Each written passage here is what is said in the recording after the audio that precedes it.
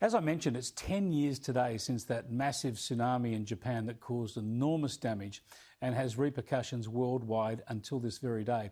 More on those repercussions in just a moment. But have a look at the incredible images from that day when a massive earthquake measuring 9 on the Richter scale off the northeast coast of Japan sparked a huge ocean wave that hit the Japanese coast.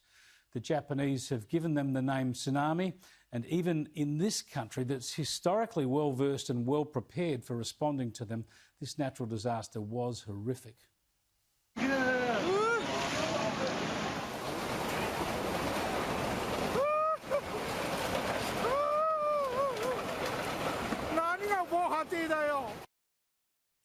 That unstoppable inundation killed 20,000 people. Japan, of course, resourceful as ever, recovered pretty quickly, but the repercussions flow mainly because of what happened at Fukushima nuclear energy plant. The earthquake and tsunami conspired to knock out the 44-year-old nuclear plant, triggering overheating and a meltdown. There were explosions and leaking of radioactive water and gases. 150,000 people were evacuated in the largest nuclear disaster since Chernobyl in 1986.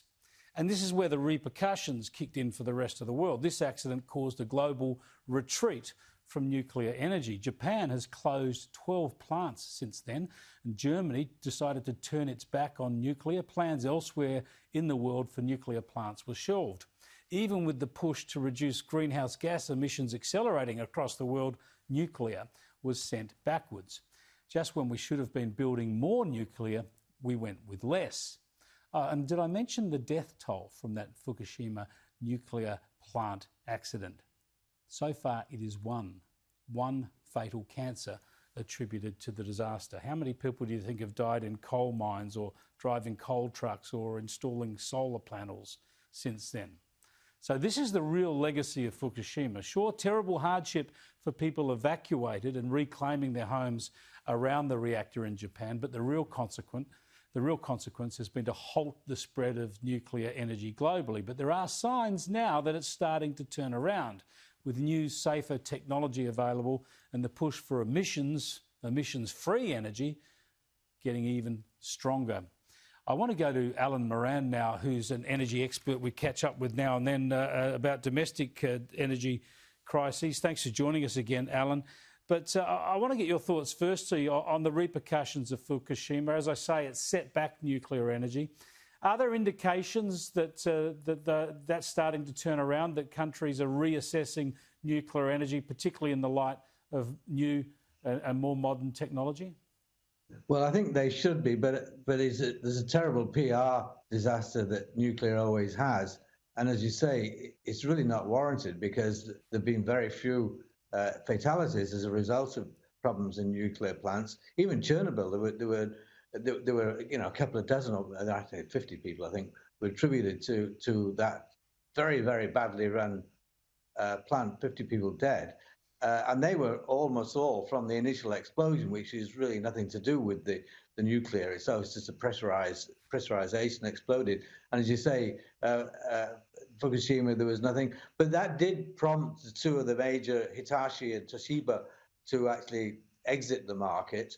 As time goes by, people forget somewhat, and there's a reassessment. And certainly, nuclear is a great response for those who think in terms of reductions in carbon dioxide emissions.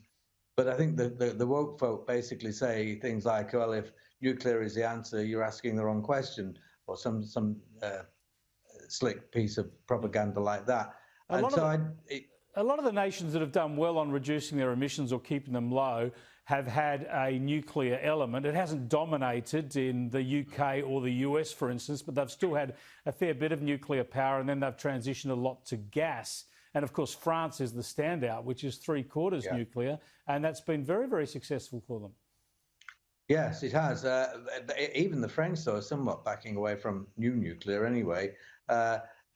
It's such a difficult PR task for countries living in democracies anyway. It's not too difficult for China, and China's certainly building quite a lot of nuclear plants, and so are some of the other Southeast Asian countries. But it is difficult for democracies. There's nothing wrong with the technology. It's great and certainly ideal for those who don't have access, like we have access to cheap coal or even cheap gas. And the nuclear itself is massively cheaper than the alternative of wind or solar, which is being adopted here in Australia and indeed mainly in Europe as well. Well, speaking of cheap coal, in your state of Victoria, it's been announced that the Yallourn power plant is going to close 4 years earlier. Obviously, it's been priced out of the market by the renewables that have been subsidised into the market. Just what are the implications going to be out of yet another major baseload generator pulling out of the Victorian grid? Well, eventually the prices go up, as they did with Hazelwood. If you reduce a major element within the market, and certainly we're talking about 20% of the market of the production in Victoria closes down, the prices will go up. The answer, of course, as you made clear just a minute ago, is that it's being priced out of the market by subsidised power. The